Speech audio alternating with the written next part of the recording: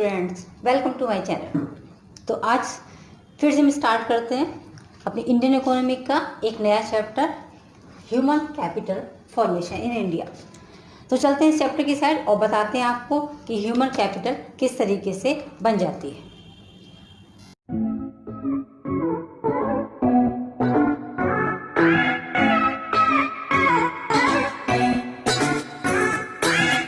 तो बात करते हैं ह्यूमन कैपिटल की। ठीक है, देखो ह्यूमन एक पॉपुलेशन होती है हमारी, जितने सारे लोग रहते हैं एक कंट्री के अंदर एक बार में एक पॉइंट ऑफ टाइम पर, वो सारी हमारी पॉपुलेशन होती है। वो पॉपुलेशन ह्यूमन कैपिटल में कन्वर्ट हो जाती है। कैपिटल क्या होती है, कॉमर्स के अगर स्टूडेंट है तो सबको पता होता है कैपिटल क्या चीज़ होती है हमारी, है ना, बहुत वैल्यूबल होती है हमारे लिए कैपिटल। ठीक है, एक ह्यूमन को ह्यूमन कैपिटल में कन्वर्ट कैसे करेंगे, क्या होती है ह्यूमन कैपिटल? तो कैपिटल क्या होगी, अगर एक पर्सन, अगर एक ह्यूमन बीइंग स्किल्डफुल है, नॉलेजेबल है, एजुकेटेड है, एक्सपर्ट है किसी भी चीज़ में, तो इसका मतलब वो क्या है, वो एक ह्यूमन कैपिटल है। समझ गए? तो ये ह्यूमन कैपिटल क्या है, स्टॉक है एक पॉइंट ऑफ टाइम पे कि एक किसी भी कंट्री के अंदर जो एक पूरा जितने भी ह्यूमन है उसमें से कितनी परसेंटेज ह्यूमन कैपिटल के हैं। ये जो पूरी प्रोसेस होती है एक ह्यूमन को ह्यूमन कैपिटल में कन्वर्ट करने की, वो प्रोसेस हमारी, वो कहते हैं उसे हम ह्यूमन कैपिटल फॉर्मेशन। बनाया जाता है, कोई भी अपने आप से नहीं होता। एक बच्चा जब पैदा होता है तो क्या वो एक्सपर्ट होता है हर चीज़ में? नहीं होता ना, उसे बनाया जाता है। तो बनाने के लिए वो जो प्रोसेस हम यूज़ करते हैं वो हमारा क्या हो जाता है, ह्यूमन कैपिटल फॉर्मेशन हो जाता है। ठीक है, समझ गए? तो ह्यूमन कैपिटल और फिजिकल कैपिटल डिफरेंसेस के लिए ना भाई, फिजिकल कैपिटल वो जिसको हम टच कर सकते हैं, लेकिन ह्यूमन कैपिटल को हम टच नहीं कर सकते, क्योंकि वो उसकी स्किल है, वो उसकी नॉलेज है, उसके अंदर जो एक आप कह सकते हैं गुण होते हैं, किसी के अंदर गुणों को विकसित करना, गुणों को बढ़ाना, वो हम क्या कहते हैं, उसे ह्यूमन कैपिटल कहते हैं। ठीक है, अच्छा, ह्यूमन कैपिटल और ह्यूमन डेवलपमेंट ये भी आ जाता है। तो डेवलपमेंट वो उसका ओवरऑल डेवलपमेंट हो जाएगा। ठीक है, इसलिए ह्यूमन कैपिटल ह्यूमन डेवलपमेंट का एक छोटा सा पार्ट है। कैपिटल में हम क्या करेंगे, कैपिटल में हम सिर्फ उसकी जितनी भी स्किल्स होती हैं उसको वहाँ पर हम उसको एनकरेज करते हैं, यानी उसको इंक्रीज करते हैं, उसको एनहेंस करते हैं। लेकिन डेवलपमेंट में ओवरऑल डेवलपमेंट किया जाता है, उसकी पर्सनैलिटी का भी, उसकी एजुकेशन का भी, उसकी हेल्थ का भी, और ओवरऑल। ठीक है, चलते हैं आगे। ये ह्यूमन कैपिटल भाई ह्यूमन रिसोर्स होता है, जो जितने भी हम सारे लोग हैं, हम कौन हैं, हम सब ह्यूमन रिसोर्सेज हैं। ह्यूमन रिसोर्सेज को ह्यूमन कैपिटल में कन्वर्ट कर दिया जाता है। कन्वर्ट कैसे करेंगे हम, क्या सोर्स यूज़ करेंगे, कहाँ से करेंगे, ये आ जाती है बात। तो देखो किस पर खर्च कर सकते हैं हम, एक्सपेंडिचर ऑन एजुकेशन सबसे पहला काम होता है, क्योंकि आप ह्यूमन कैपिटल अगर आपको बनानी है तो सबसे ज़्यादा खर्चा हम किस पर करेंगे, एजुकेशन पे। क्योंकि एजुकेशन एक ऐसा बेस होता है जो किसी की भी स्किल को बढ़ाने के लिए बहुत इंपॉर्टेंट अपना रोल प्ले कर देता है। इसीलिए तो पढ़ाया जाता है, इसीलिए बच्चों को पढ़ाया जाता है। इतने सारे एजुकेशन सेक्टर खुले हुए हैं, स्कूल्स हैं, है ना, उसके बाद कॉलेजेस हैं, यूनिवर्सिटीज़ हैं, और बहुत सारे तमाम कोर्सेज कराए जाते हैं। ट्रेनिंग, जो आपकी एक स्पेशल स्किल को और ज़्यादा इन्हेंस करने के लिए क्या किया जाता है, ट्रेनिंग कराई जाती है। एक्सपेंडिचर ऑन हेल्थ, ये एक में और आ जाती है मेन चीज़, क्योंकि अगर आप हेल्दी हैं तो आप बाकी सारे कामों को भी कर सकते हैं। हेल्दी हैं तभी आपका ध्यान पढ़ने में भी लगेगा और आप एजुकेटेड हो पाएंगे, राइट। और चलते हैं मिग्रेशन। मिग्रेशन कैसे, एक पॉइंट से लेकर दूसरे पॉइंट पर, किसके लिए, नॉलेज की तलाश में, और ज़्यादा नॉलेज लेने के लिए। जैसे यहाँ से लोग बाहर जाते हैं पढ़ने के लिए, या फिर आप जिस जगह पर रहते हैं अगर वहाँ प्रॉपर एजुकेशन नहीं है, है ना, तो आप बाहर जाते हैं सीखने के लिए। तो मिग्रेशन के थ्रू हम क्या कर सकते हैं, ह्यूमन कैपिटल फॉर्मेट कर सकते हैं। और क्या कर सकते हैं, एक्सपेंडिचर और इन्फॉर्मेशन पर खर्च करें। आपको पता कैसे चलेगा, कैसे जानकारी मिलेंगी जगह जगह की, कहाँ पे क्या चीज़ हो रही है, कितने इनोवेशंस हो रहे हैं, कितने चेंजेस हो गए, कौन सी नई टेक्निक आ गई, क्या सीखना है आपको, क्या सीख सकते हैं आप, इस टाइप की इन्फॉर्मेशन। तो ये वो सारे सोर्सेज हैं जहाँ से हम ह्यूमन कैपिटल को फॉर्मेट कर सकते हैं, बना सकते हैं। ठीक है, आगे चलते हैं। भाई इम्पोर्टेंस क्यों ज़रूरत है, क्या रोल है या फिर क्या नीड है ह्यूमन कैपिटल की। प्रोडक्शन को अगर बढ़ाना है तो रेस प्रोडक्शन, आप सोचें कोई एक फर्म है, फर्म में काम हो रहा है, प्रोडक्शन हमें बढ़ाना है, तो डेफिनेटली आपके लेबर को हमें स्किलफुल बनाना होगा। लेबर कैसे स्किलफुल बनेगा? आप उसे ट्रेंड कर, यही तो हमने पढ़ाया था अभी, ट्रेनिंग ले, ठीक है ना। जब ट्रेनिंग देंगे ऑब्वियस बात है कि प्रोडक्शन अपने आपका बढ़ते बढ़ते चला जाएगा। एफिशिएंसी बढ़ाया उनकी, एफिशिएंसी माने आपको सब पता है, बीएसटी आपने पढ़ा होगा। एफिशिएंसी माने आप उसके काम करने की जो एक समझ सकते हैं कार्यकुशलता होती है, वो काम कैसे कर सकता है, आप उसको एनहेंस कर, उसको बढ़ाएं किसी भी तरीके से, ठीक है। तो आप उसको ट्रेन करें, आप उसको उसका एजुकेशन नहीं है, अगर वो पढ़ा लिखा नहीं है तो उसको और ज़्यादा अच्छा करें। अगर हेल्थ में कोई प्रॉब्लम आ रही है तो उससे हेल्थ से रिलेटेड वहाँ पे टेक केयर करते हैं उसकी, ये हो जाएगा, ठीक है। पॉजिटिव चेंजेस आ जाते हैं भाई। पॉजिटिव चेंजेस, आपको देखने का नज़रिया, अगर आप पढ़े लिखे हैं तो डेफिनेटली आपको उसका देखने का नज़रिया बदल जाएगा। नेगेटिविटी हटेगी और पॉजिटिविटी आएगी। क्यों? क्योंकि आप एक्सपर्ट हैं और आप किसी भी काम को कर सकते हैं। इम्पॉसिबल नहीं, I am possible. Positive changes आ जाते हैं। और क्या आ जाता है? Quality of life, definitely quality of life improve हो जाएगी। क्यों? क्योंकि आप क्या है, ह्यूमन कैपिटल में कन्वर्ट हो चुके हैं। आपकी लाइफ की जो क्वालिटी वो अच्छी होगी। क्यों? क्योंकि अब आपके पास प्रॉपर अर्निंग होगी, पैसा अच्छा होगा, लाइफ की क्वालिटी अपने आप अच्छी हो जाएगी।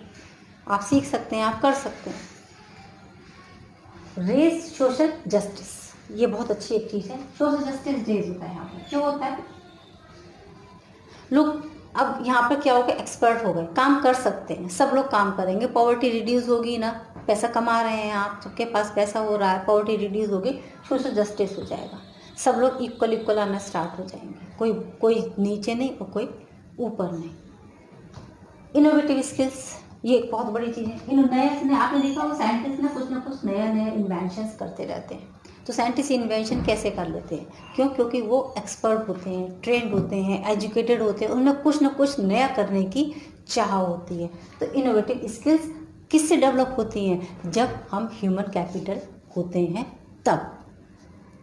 रेज लाइफ एक्सपेक्टेंसी, और जब ये सब कुछ सही होता है तो डेफिनेटली लाइफ की जो एक्सपेक्टेंसी है, लाइफ की एक्सपेक्टेंसी समझते हैं ना, जो हम कितने टाइम तक जिंदा रह सकते हैं। तो अगर हम हेल्थ हमारी अच्छी है, एजुकेशन हमारी अच्छी है, तो हम अच्छा खाएंगे, हमारी अर्निंग अच्छी है, पर कैपिटा हमारी इनकम अच्छी हो जाती है। तो जब हम अच्छा खाएंगे तो डेफिनेटली कि हमको ना हमको डिसीजेस कम होंगे, डिसीजेस कम होंगी तो क्या होगा, लाइफ की एक्सपेक्टेंसी बढ़ जाएगी। इसको ऐसे करके समझ सकते हैं। ये सारी चीज़ें जितनी भी हमने लिखी हैं, इससे क्या होता है, ह्यूमन कैपिटल रेज हो जाती है। जब ह्यूमन कैपिटल रेज हो जाती है तो मोर एफिशिएंसी, और ज़्यादा वो इफ़ेक्टिव तरीके से काम कर सकता है।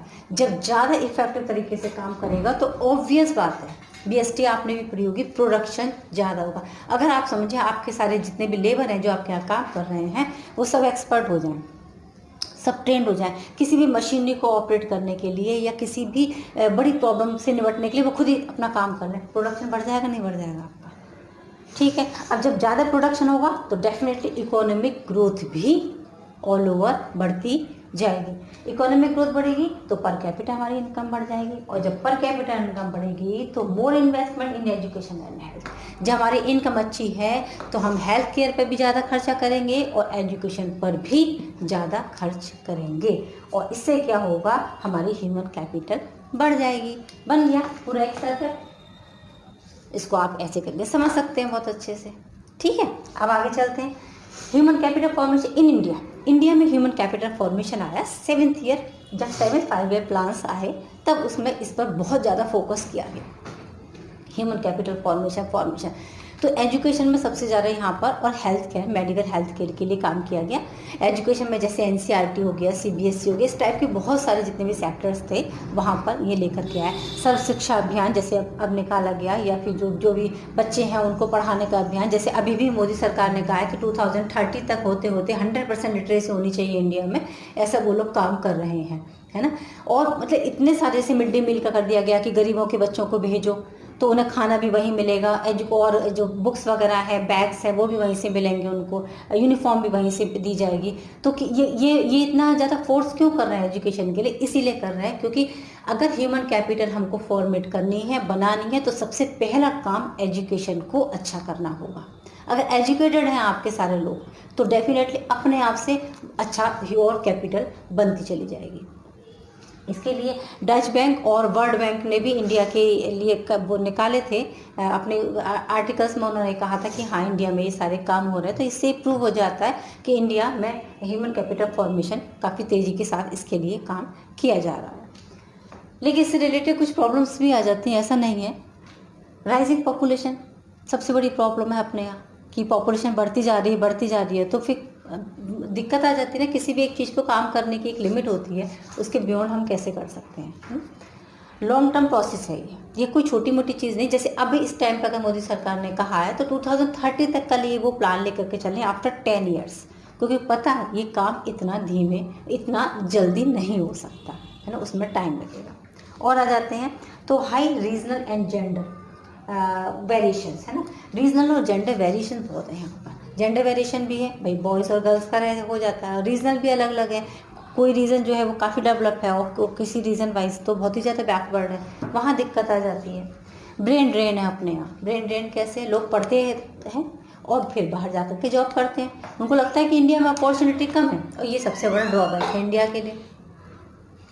अगर आप पढ़ रहे हैं तो अपने नेशन के लिए काम करें। भले कंपैरिजन अगर हम दूर से कंट्री से करते हैं तो हो सकता है कि इनकम थोड़ा सा यहाँ पर कम हो, तो क्या हो गया, है तो अपना ना, है ना। अगर ये सोच करके और थोड़ी सी नेशनलिटी की फीलिंग अगर हमारे अंदर आ जाती है तो ब्रेन ड्रेन यहाँ बंद हो सकता है। लो एकेडमिक स्टैंडर्ड है यहाँ का। एकेडमिक स्टैंडर्ड जैसा होना चाहिए वैसा, लेकिन इस बार अब जो नया हमारे यहाँ एजुकेशन पॉलिसी आ गई है, जो चेंज होके आई है न्यू एजुकेशन पॉलिसी, उसको देख करके ऐसा लगता है कि एकेडमिक स्टैंडर्ड अब बहुत अच्छा हो जाएगा। हाई पॉवर्टी लेवल क्यों है अपने, क्योंकि अपने यहाँ पॉपुलेशन बहुत ज़्यादा है। पॉपुलेशन बढ़ती जाती है तो गवर्नमेंट कितनी भी योजनाओं को लेकर के आ जाती है, फिर भी पॉवर्टी, हालांकि पॉवर्टी ऐसा नहीं है, हमने लास्ट चैप्टर में पढ़ाया था, पॉवर्टी को रिड्यूस करने के लिए बहुत सारे उपाय किए जा रहे हैं, और एक लेवल तक आते आते शायद हम इसको भी कंट्रोल कर जाएंगे। ठीक है, चलते हैं बस अब एक और पॉइंट इस चैप्टर का आपका, एजुकेशन सेक्टर की साइड चलते हैं। चलिए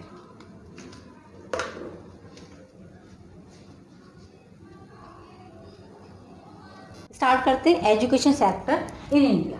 एजुकेशन, तो देखो एजुकेशन अगर हम नाम से देखते हैं तो एजुकेशन मीन्स क्या हो जाता है, एजुकेशन मीन्स हो जाती है हमारी पढ़ाई लिखाई।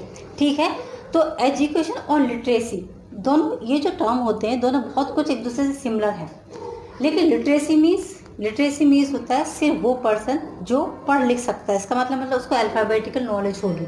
लेकिन एजुकेशन क्या होता है, एजुकेशन में टीचिंग, ट्रेनिंग और लर्निंग, ये तीन चीज़ें आती हैं जो नॉलेज और स्किल को इम्प्रूव करती हैं।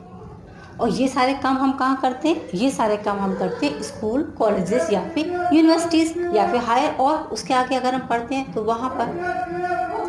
ठीक है ना, अब चलते हैं आगे। देखो जैसे हमने ये बताया कि लिटरेसी और एजुकेशन है ना, लिटरेसी एक छोटा कॉन्सेप्ट है और एजुकेशन एक वाइडर कॉन्सेप्ट है, बड़ा कॉन्सेप्ट है। ये इसी के अंदर एक इसका इंटरनल एक पार्ट हो जाता है। 3 पार्ट में सोर्सेस को डिवाइड किए, प्राइमरी होता है, सेकेंडरी एजुकेशन होता है और एक हो जाता है। चलिए तो भी स्टार्ट करते हैं education sector in India. Human capital formation में एजुकेशन का एक बहुत बड़ा रोल होता है, ये हमने अभी आपको बताया था कि एजुकेशन, क्योंकि हर एक स्किल, हर एक नॉलेज, हर एक क्वालिटी, आपका बेस क्या होता है, एजुकेशन होता है, राइट। तो इसलिए आपका एजुकेटेड होना बहुत ज़्यादा ज़रूरी होता है। एजुकेशन और लिटरेसी ये 2 वर्ड हैं और तकरीबन हमें लगता है कि सिनोनिम है एक दूसरे के, है ना, किसी हद तक सिनोनिम हो सकते हैं। लेकिन लिटरेसी मीन्स क्या होता है, जैसे अगर हम एजुकेशन को देखते हैं तो एजुकेशन एक वाइडर कॉन्सेप्ट है और लिटरेसी उसका एक छोटा सा पार्ट है। लिटरेसी मीन्स क्या होता है, a person who can read और राइट, माने वो सिर्फ लिख सकता है और पढ़ सकता है वर्ड्स को, लिटरेट हो गया। लेकिन एजुकेटेड पर्सन कौन होगा, एजुकेटेड पर्सन होगा जिसने प्राइमरी, सेकेंडरी और टर्टियरी इन तीनों की एजुकेशन को लिया हुआ होगा, है ना। क्यों, क्योंकि ये जो चीज़ें होती हैं ये टीचिंग से उसके पास होंगी, या उसने ट्रेनिंग लिए रखी होगी, उसने लर्निंग किया हुआ होगा। ये सारे काम हम क्यों करते हैं, ये सारे काम हम करते हैं नॉलेज और स्किल को बढ़ाने के लिए। क्या क्या करते हैं हम, टीचिंग, ट्रेनिंग एंड लर्निंग। ठीक है। हमारा काम सिर्फ वर्ड्स को पढ़ना और समझना नहीं है, बल्कि पढ़ने के बाद में उसको समझना भी है, उसमें ट्रेनिंग भी लेनी है, उसको याद भी करना है और नॉलेज को वास्ट भी करना है। ठीक है। इसीलिए ये जो दो वर्ड हैं, एक लिटरेसी और एक होता है एजुकेटेड, ये दोनों वर्ड अलग अलग हैं। ठीक है ना। एजुकेशन एक वाइडर कॉन्सेप्ट है और लिटरेसी उसका एक छोटा सा पार्ट है। चलो भाई बात करते हैं अब 1968 में सबसे पहले अपने यहाँ इंडिया में एजुकेशन पॉलिसी आ गई थी। फर्स्ट लिखा हुआ इस नाम में इसीलिए, है ना। ये मिसिस उस टाइम पे प्राइम मिनिस्टर थी इंदिरा गांधी, उन्होंने लेकर के आए थे। ठीक है। उसके बाद उसमें 1986 में सेकेंड एजुकेशन पॉलिसी आई थी, राजीव गांधी जो हमारे फॉर्मर प्राइम मिनिस्टर थे वो लेके आए। देन इसी पॉलिसी में 1982 में कुछ चेंजेस किए गए थे जो पीवी नरसिम्हा राव ने किए थे। ठीक है। नाउ अब 2020 34 ईयर्स बाद मोदी सरकार की समझ लीजिए इसमें अगुवाई में ये चेंजेस पूरी तरीके से हमारी एजुकेशन पॉलिसी चेंज हो गई। हालांकि चेंजेस एकदम से नहीं हुए, 2019 से इसका एक ड्राफ्ट तैयार किया जा रहा था और उसके लिए परमिशन ग्रांटेड थी कि भाई परमिशन मिल जाए और इसमें हम चेंजेस कर दें। ठीक है। इसरो के ये जो हेड हैं, इसरो के चीफ के कस्तूरी रिंगम ये एक हेड है और हेड ने बहुत सारे एक्सपर्ट के साथ मिल करके एजुकेशन पॉलिसी को मिस्टर नरेंद्र मोदी की अगुवाई में पूरी तरीके से बदल दिया। इसमें इन्होंने क्या क्या चेंजेस किए आपको वो समझना बहुत ज़्यादा जरूरी है। देखो, पहले एक्सपेंडिचर किया जाता था क्योंकि जीडीपी का तकरीबन 4.43% ही सिर्फ एजुकेशन पर सरकार खर्च करती थी। इसको खर्चे को बढ़ा करके अब हमारा एक्सपेंडिचर सरकार कितना करेगी, 6%। कितना बढ़ा दिया। और changes, mother tongue up to 5th class तक के जो बच्चे होंगे वो अपनी मातृभाषा में पढ़ेंगे, मदर टंग में पढ़ेंगे। एचआरडी है ना, पहले क्या था, एजुकेशन जो हमारा ये था सेक्टर वो हमारा एचआरडी के अंदर आता था, ह्यूमन रिसोर्स डेवलपमेंट के अंदर, लेकिन उसका नाम बदल दिया गया, उसका नाम कर दिया एजुकेशन मिनिस्ट्री। भाई पता भी तो होना चाहिए ह्यूमन रिसोर्स डेवलपमेंट एक्चुअली क्या ह्यूमन, आप लोग समझ रहे होंगे क्योंकि कॉमर्स के स्टूडेंट है तो हम लोग बीएसटी पढ़ते हैं तो हमको पता होता है कि ये ना ये सी का एक पार्ट होता है ना। लेकिन बाकी को नहीं समझ में आता कि आखिर ह्यूमन रिसोर्स डेवलपमेंट क्या है। अब आप यही तो चैप्टर पढ़ रहे हैं ह्यूमन रिसोर्स डेवलपमेंट, इसमें एजुकेशन आ रहा है ना। तो बहुत बड़ा अच्छा नाम था क्योंकि वाइडर कॉन्सेप्ट था। लेकिन प्रॉब्लम कहाँ आ गई इसमें, प्रॉब्लम इसमें यहाँ आ गई कि इसको लोगों को समझ में नहीं आता था कि ये जो मिनिस्ट्री है हमारी ये किसकी है, ये डेवलपमेंट की है और एजुकेशन की है, इसलिए इसका नाम बदल दिया गया। उन्होंने इसका नाम क्या कर दिया, उन्होंने इसका नाम कर दिया एजुकेशन मिनिस्ट्री। ठीक है, चले आगे। वोकेशनल कोर्सेज हो गए भाई, 6 से वोकेशनल कोर्सेज स्टार्ट हो गए, ट्रेनिंग दी जाएगी प्रॉपर बच्चों को। म्यूजिक और आर्ट को इसमें इन्वॉल्व कर लिया गया। नेशनल एजुकेशन टेक्नोलॉजी फोरम बनाया गया ई लर्निंग के लिए और बहुत सारी इसमें लैब फैसिलिटी भी दी जाएगी। ई लर्निंग को अब बहुत ज़्यादा इम्पोर्टेंस दी जाने लगी है। और चलते हैं, हायर एजुकेशन जो कमीशन बनाया गया इंडिया में फॉर हायर एजुकेशन के लिए, इसमें लॉ और मेडिकल को छोड़ करके सारे जितने भी बाकी हायर एजुकेशन को सेम रूल कर दिए गए, सबको एक सा कर दिया गया। 2030 तक ग्रॉस एनरोलमेंट रेशियो करने का सोचा है कि 50% तकरीबन एनरोलमेंट में करा लेंगे। तो अभी इस टाइम पे 18 में ये परसेंटेज हमारा सिर्फ 26.3% ही है। जो 30 तक उन्होंने एक टारगेट बनाया हुआ है कि उसको 50% कर लेंगे। एनरोलमेंट आप समझ रहे होंगे कितने बच्चे स्कूल में जाएंगे उनका नामांकन करना, date is called the enrolment. तो अभी सिर्फ कितना है, 26.3% ही बच्चों का होता था। लेकिन एक हमने बनाया हुआ है, एक मोदी सरकार ने एक एम बनाया है कि 30 तक इसे कहा कितना ले आओगे, 50% तक इतने बच्चे स्कूल जाने चाहिए, 100% लिटरेसी लेकर के आना चाहते हैं। रिड्यूस ड्रॉप डाउन रेशियो को रिड्यूस करना है। ड्रॉप डाउन रेशियो को रिड्यूस करने का क्या मतलब होता है, जैसे जो कोर्सेज होते हैं 12th की बात करते हैं, 4 साल के होते हैं, 3 साल के होते हैं, 2 साल के होते हैं और कभी कभी बच्चे उनको नहीं कर पाते किसी भी कारणवश। तो जैसे आपने 1 ईयर का कर लिया, उसके बाद आपको किसी कारण से पढ़ाई छोड़नी पड़ी तो आपको सर्टिफिकेट मिल जाएगा उसका। 2 या 3 साल का करने के बाद में भी आपको उसका जो भी एक और सर्टिफिकेट ही कह सकते हैं या फिर डिग्री, और अगर आपने 3 या 4 साल कर लिया तो आपको डिग्री भी दे दी जाएगी, जो रह गया वो आप बाद में कर सकते हैं। तो ये कराने का क्या मतलब होता है, तो ड्रॉप डाउन जो बच्चे छोड़ देते हैं कि अरे हम नहीं कर पाएंगे, कोई ये कारण है, तो वो हट जाएगा और बच्चे पढ़ने के लिए एनकरेज होंगे। ठीक है ना, 1 साल किया, सर्टिफिकेट आपके पास है ना, उसके बाद आपको उसका ये पता चल गया ना कि हाँ आपने किया है, डिग्री भी आपके पास आ जाएगी ना उसकी, इसलिए ये सारे काम किए गए। Same rule for all universities, जितनी भी यूनिवर्सिटीज़ हैं, सेंट्रल यूनिवर्सिटी है या फिर डीम्ड यूनिवर्सिटीज़ हैं, उन सब के लिए रूल एकदम सेम कर दिए गए। कोई भी रूल, किसी में भी कोई चेंजेस नहीं हैं। और क्या किया गया, नेशनल रिसर्च एक फाउंडेशन बना दिया गया। नेशनल रिसर्च फाउंडेशन किस लिए, कि जितनी भी ये जो रिसर्च की जाती हैं, अनुसंधान किए जाते हैं पीएचडी के लिए, एमफिल के लिए, ये सारे ये कहाँ पे हों, इंडिया में ही हों और बहुत वास्ट लेवल पे हों और लोग पढ़ें समझें, जिससे कि बाकी के कंपैरिजन में, बाकी कंट्रीज़ के कंपैरिजन में अब इंडिया में एजुकेशन का जो एक कह सकते क्राइटेरिया है, जो स्कोप है, वो और ज़्यादा बढ़ाया जाए। क्योंकि जो पहले था सिस्टम, जो आपकी बुक्स में अभी भी लिखा हुआ होगा जो सिस्टम था, वो तकरीबन ऐसा था कि चीज़ों को याद किया जाता था ना। इस सिस्टम को देखते हुए ऐसा लगता है कि चीज़ों को याद नहीं करना, चीज़ों को हमें सिर्फ समझना है। आप समझ लेंगे, आपकी नॉलेज अपने आप से डेवलप होती जाएगी, क्योंकि दिमाग है ना, कितनी चीज़ों को याद रखेगा, याद नहीं करेंगे, आपको उसको समझना है। क्योंकि समझी हुई चीज़ें आप अपनी लाइफ टाइम कभी नहीं भूलेंगे, लेकिन जो रटी हुई चीज़ें हैं, वो आप एक वर्ड गया और वो बिल्कुल पूरा गायब हो गया। तो रटे नहीं, समझें, समझ करके उसको अपनी लैंग्वेज में कन्वर्ट करें और फिर आप उसको लिख करके आए। डेफिनेटली पढ़ने वाला आपको मार्क्स देगा। चैप्टर आपका यहाँ कंप्लीट हो गया, रिवाइज कर लीजिए, इसको समझ लीजिए। रिलेटेड कोई भी आपको क्वेरीज हो, कमेंट बॉक्स में जा करके आप मुझे कमेंट कर सकते हैं। Definitely I will give you answer. Next topic के साथ बहुत जल्दी आपसे मिलेंगे। Take care, good bye.